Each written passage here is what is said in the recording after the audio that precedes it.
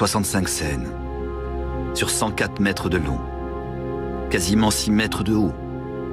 La tenture de l'Apocalypse d'Angers a été, dès sa création au XIVe siècle, la plus importante, la plus grande, la plus prodigieuse tapisserie au monde.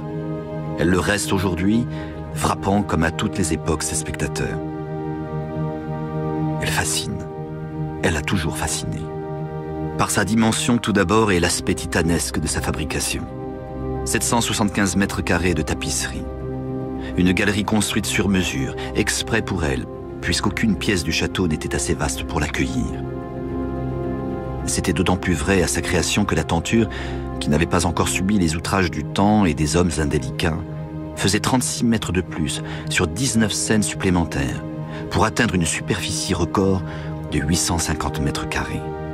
Mais à cette échelle, les mètres ne veulent plus rien dire. Et il suffit de pénétrer dans cette salle en L, de se laisser happer par le lieu pour réaliser la folie de cette tenture, son unicité et son gigantisme presque surhumain. La tenture fascine également par son sujet même. L'Apocalypse, le dernier livre du Nouveau Testament, reste un texte mystérieux, codé, plein de symboles et de références.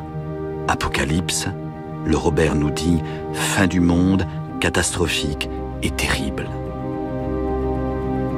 Pourtant, si la tapisserie par endroits narre effectivement une série de catastrophes qui s'abattent sur les hommes, si des bêtes effrayantes, le dragon Satan et des fléaux en nombre mettent à mal le peuple de Dieu, il ne faut pas oublier dans l'Apocalypse toutes les forces du bien, exactement en nombre égal aux forces du mal.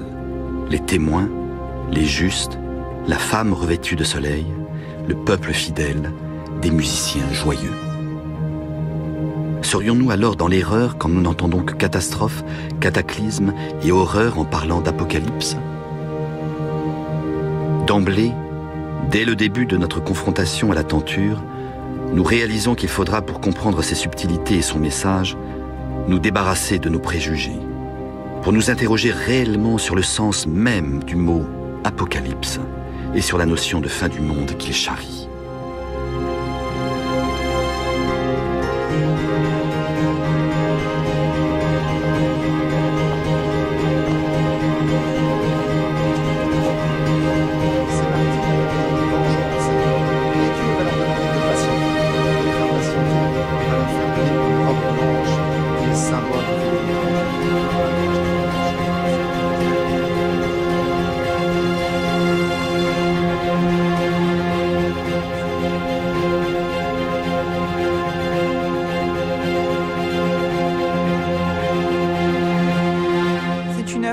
Commandé par Louis Ier d'Anjou, duc d'Anjou, il est né en 1339, mort en 1384, qui avait le goût des beaux objets, des belles pièces, notamment il avait une collection de pièces d'orfèvrerie et il était aussi amoureux et passionné par les tapisseries. Donc il commande cette tenture vers 1373, elle est réalisée rapidement et elle est livrée en 1382, donc 2 ans avant sa mort. C'est Jean de Bruges, peintre attitré du roi de France Charles V, que l'on charge de la réalisation des dessins de la tenture. Il peint des miniatures qui sont ensuite portées à la grandeur de maquettes et servent de fond, permettant au lissier de s'appuyer dessus pour tisser. On pense que Jean de Bruges, peut-être même, n'a jamais lu l'Apocalypse, mais qui s'est inspiré des manuscrits du cycle anglo-normand, et en particulier le manuscrit de Namur, celui de Cambrai et un autre qui est à la Bibliothèque nationale, où effectivement il y a une parenté incontestable. Seulement à ces manuscrits, Jean de Bruges apporte toute l'élégance de son style, de son art, et transforme des dessins qui sont parfois naïfs en une chose absolument superbe et parfaitement élégante. Jean de Bruges a donc réalisé des dessins, des esquisses qui ont ensuite été donnés à des cartonniers qui ont porté donc ces petits dessins à la grandeur de maquettes qui ont ensuite été réalisés donc par les lissiers. Ces lissiers, on pense qu'ils travaillaient à Paris. On a des mentions de paiement d'impôts par Robert Poinçon à Paris. Vraisemblablement, puisque la commande était princière, urgente, on imagine qu'ils ont pu travailler sur 2 métiers en parallèle, de manière à réaliser, on pense à peu près en 7 ans, la totalité de ces 775 mètres carrés de tapisserie. Donc une œuvre de très grande ampleur. Un lissier actuel, et ça devait vraisemblablement être le cas aussi pour la tenture, réalise 1 mètre carré par mois, donc ce qui nous laisserait effectivement à peu près 2 ans pour faire une pièce. La tenture est composée de 6 pièces, toutes construites de la même façon. En ouverture, un grand personnage sur toute la hauteur, sous un dais gothique. Puis, 2 registres parallèles de 7 scènes chacun, alternativement sur fond rouge et bleu. En haut du registre supérieur, une bande de ciel. Entre les 2 registres, le texte de Saint Jean, aujourd'hui disparu. Et, sous le registre du bas, une bande de terre avec des motifs végétaux. Comme on tissait l'un à côté de l'autre, on pense que 4 ouvriers étaient les uns à côté des autres pour réaliser cette tapisserie. C'était un métier de 6 mètres de large. Donc c'est immense, absolument immense.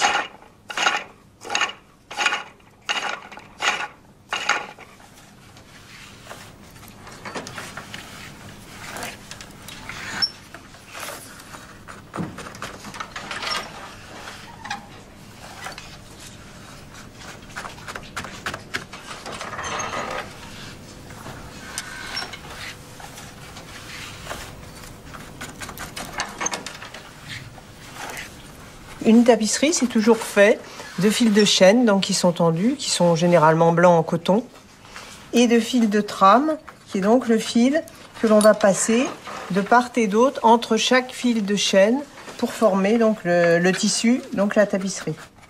Ces fils de chêne sont reliés à des pédales qu'on appelle les lisses, dans lesquelles ces fils de chêne sont pris 1 sur 2.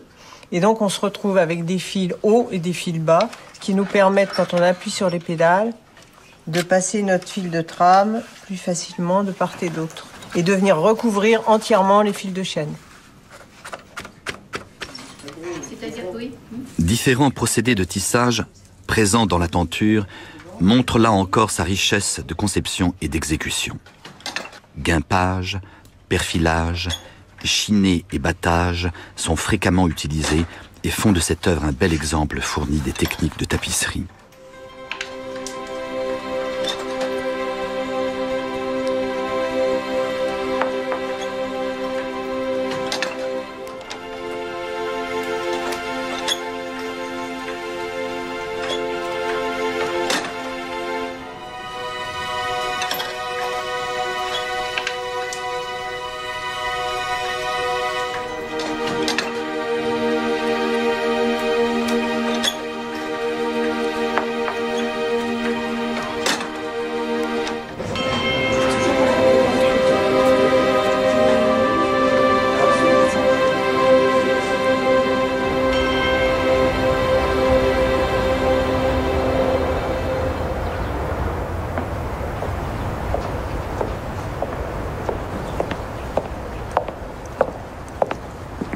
Nous savons finalement assez peu de choses de l'usage de cette tenture à travers les siècles. Lorsque Louis Ier meurt en 1384, elle passe à son fils aîné Louis II. Bien par la suite, nous savons que le roi René en a hérité et par son testament de 1474, il la lègue à la cathédrale d'Angers. On sait que durant tout l'Ancien Régime, elle était exposée à l'occasion de plusieurs fêtes. Pâques, la Pentecôte, Toussaint et Noël, dans le transept et dans la nef de la cathédrale. Ce que l'on sait aussi, c'est que les tapisseries étant passées de mode, quel qu'en soit d'ailleurs le thème, les chanoines de la cathédrale ont mis la tapisserie de l'Apocalypse en vente en 1782, mais parce que justement les tapisseries étaient passées de mode, ils n'ont pas trouvé preneur et elle a subi durant toute la première moitié du 19e siècle un certain nombre de vicissitudes, puisqu'elle a été coupée en pièces, elle a servi de paillasson, elle a servi de protège-parquet lorsque l'on a repeint les plafonds du palais épiscopal d'Angers. Et puis, quand la cathédrale a été restaurée, vers 1830-40, elle était remisée à l'évêché où elle servait de guenille ou à peu près. Et c'est là où le chanoine Joubert, en 1848, l'a découverte. Et s'est dit, mais c'est l'Apocalypse, c'est des scènes d'Apocalypse. Et elle était dans un état lamentable parce que elle servait à couvrir les parquets quand on faisait des travaux. Elle servait dans les pour couvrir les chevaux dans les écuries, etc. Elle était vraiment... C'est un très beau tissu de laine, alors au fond c'est très solide, ça servait, voilà. Et alors donc il a réussi à la retirer des mains de l'évêque et à la restituer à la cathédrale. Et c'est donc en février 1849 qu'il a commencé la restauration de la tapisserie. Alors évidemment, ce sont les petits papiers marqués par le chanoine Joubert. Il dessinait ce qu'il trouvait. Alors le grand personnage, il l'appelait le Beatus. Bien sûr, à ce moment-là, les prêtres parlaient en latin. Et puis, ça se tenait ensemble. Alors il y a les couleurs, rouge, bleu.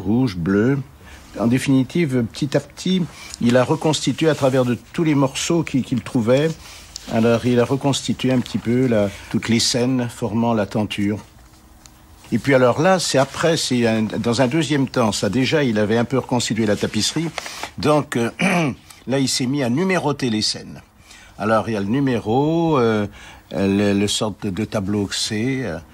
Il faut dire qu'au début, ça a été un vrai puzzle pour lui de reconstituer cette tenture. Maintenant, on trouve ça tout simple, tout est reconstitué.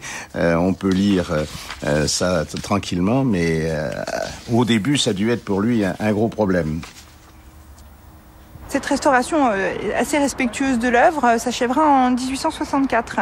À partir de 1870, Louis de Farcy va lui entreprendre une restauration beaucoup plus drastique, beaucoup plus interventionniste, dans la mesure où il va faire retisser complètement certaines parties de scènes manquantes.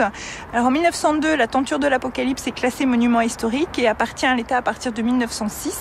En 1947, on souhaite la faire revenir dans l'espace pour lequel elle avait été à l'origine commandée, mais on se trouve face à la même difficulté qu'au XIVe siècle, c'est-à-dire on n'a pas de salle suffisamment grande pour la présenter en intégralité. Donc c'est l'architecte Vitry qui fait construire cette grande galerie avec d'immenses fenêtres à meneaux qui vont laisser largement entrer la lumière pour bien l'éclairer, mais qui vont aussi provoquer une dégradation des couleurs. On a, à partir de 1975, mis des grands rideaux pour éviter cette intrusion de la lumière. La galerie bénéficie enfin en 96 d'une transformation. On change la muséographie, on vient créer une boîte à l'intérieur de cette galerie, une boîte dans la boîte, qui permet donc d'espérer que la tapisserie va encore traverser les siècles et donc être toujours là pour les visiteurs des temps futurs. Alors tout à l'heure, vous avez remarqué que Satan n'a pas pu s'emparer de l'enfant. Qu'est-ce qu'il va faire ensuite?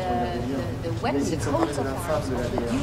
On voit Satan aussi il essaie de s'emparer de la Vierge. Mais Dieu vient en aide à la Vierge. La restauration a permis de découvrir deux choses. La première chose, c'est qu'il s'agissait de couleurs végétales, ce qui est logique d'ailleurs, parce que c'est les couleurs qu'on employait jusque-là, des couleurs de plantes, des couleurs de pierres éventuellement.